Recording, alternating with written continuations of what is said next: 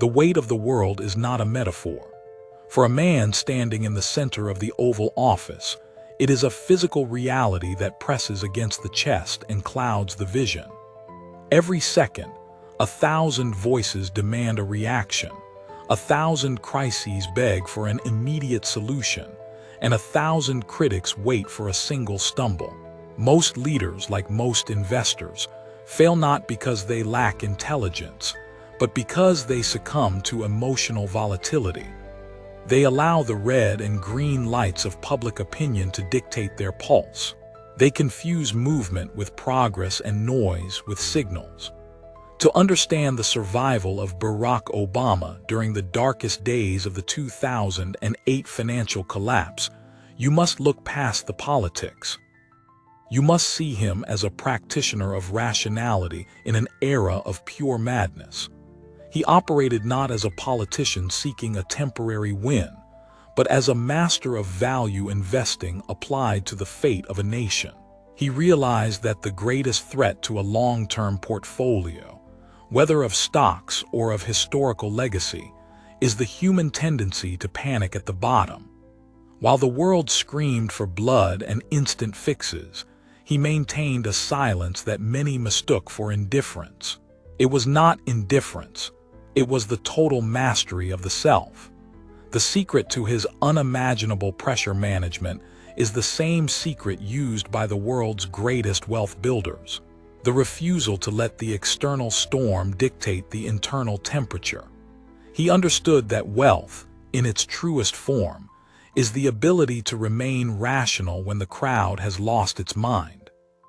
The financial world is a theater of high-stakes drama where the weak are systematically liquidated. In 2008, the global economy was not just dipping, it was disintegrating. Homes were being lost, banks were vanishing, and the collective psyche of the planet was in a state of total collapse. In this environment, the average person does the worst thing possible. They sell. They allow their fear to convert a temporary decline into a permanent loss. This lack of internal control is why the majority of people never achieve true financial freedom. They are slaves to the ticker tape. Barack Obama inherited a world that was selling off its future. The tension was suffocating. Every advisor had a different, urgent path, and every headline predicted the end of the American experiment. If he had operated with the mindset of a day trader, reacting to every swing in the polls or every dip in the Dow, the recovery would have been impossible. Instead, he employed a rigorous form of emotional detachment. He looked at the crisis through the lens of intrinsic value.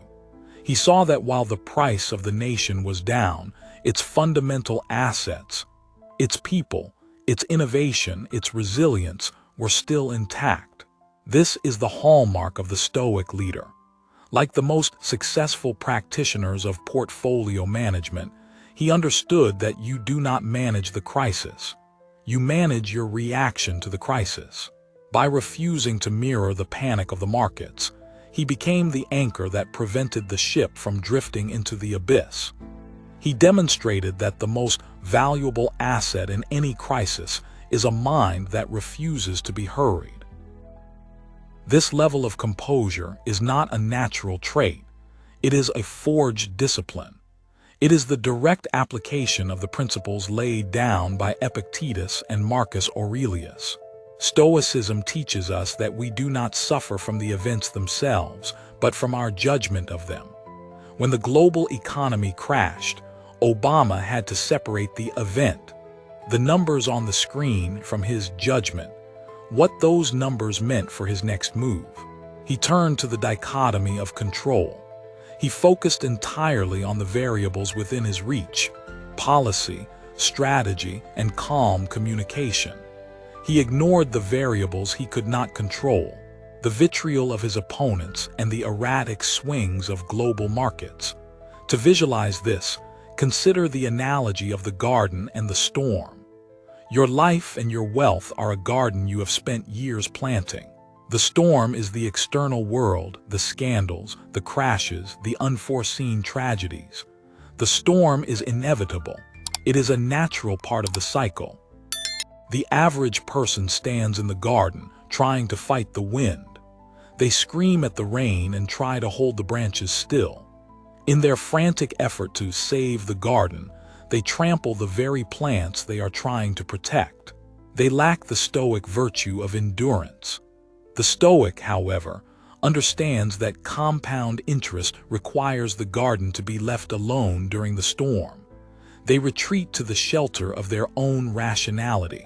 They know that as long as the roots are deep, as long as the value investing was done correctly at the start, the garden will survive the rain. Obama's cool was simply his refusal to trample his own garden. He knew that if he remained steady, the natural laws of recovery and growth would eventually take over. He practiced the art of being on the mountain while the clouds passed by. If you prioritize character over cash, comment wealth below. To master your own life and your own capital allocation, you must move from philosophy to a concrete framework. The first step is to define your circle of competence. Obama was famous for his decision memos. He didn't try to be an expert in everything. He gathered the best minds, listened to the data, and operated only where he had the most leverage. In your financial life, you must stop chasing hot tips or industries you don't understand.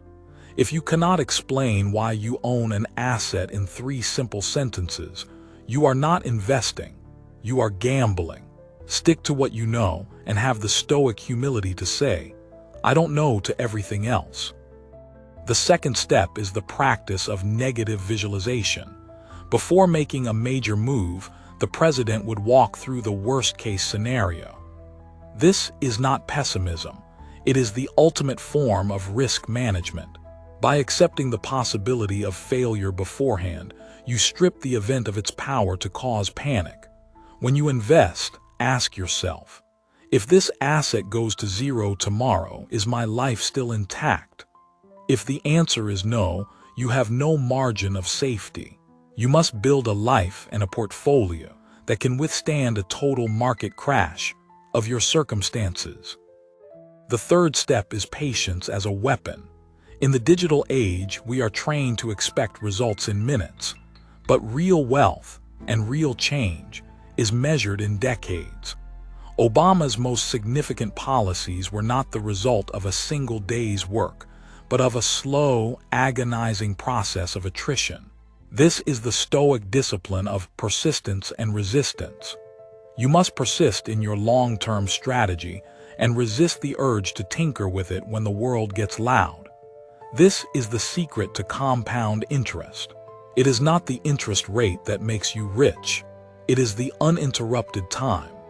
Every time you react to a headline by changing your strategy, you reset the clock on your wealth. Finally, you must achieve mental independence. You cannot look to the market of social media or the opinions of your peers for validation. If you are doing value investing correctly, you will often look wrong to the crowd for a long time. You must be comfortable being the coolest person in the room while everyone else is running for the exits. This is the inner citadel. It is a place of total equanimity where your self-worth is decoupled from your net worth. When you reach this state, you are no longer a victim of the economy. You are its master. The ultimate form of prosperity is the capacity to navigate a burning building and emerge without the scent of smoke upon your clothes. We look at a man like Barack Obama, and we see the power of the presidency. But the true power was his ability to remain a human being under unimaginable pressure.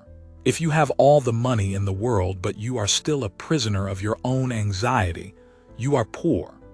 If you are constantly checking your phone for the latest crisis or the latest market dip, you are a slave to the storm. The path to unlimited wealth is the path of the Stoic.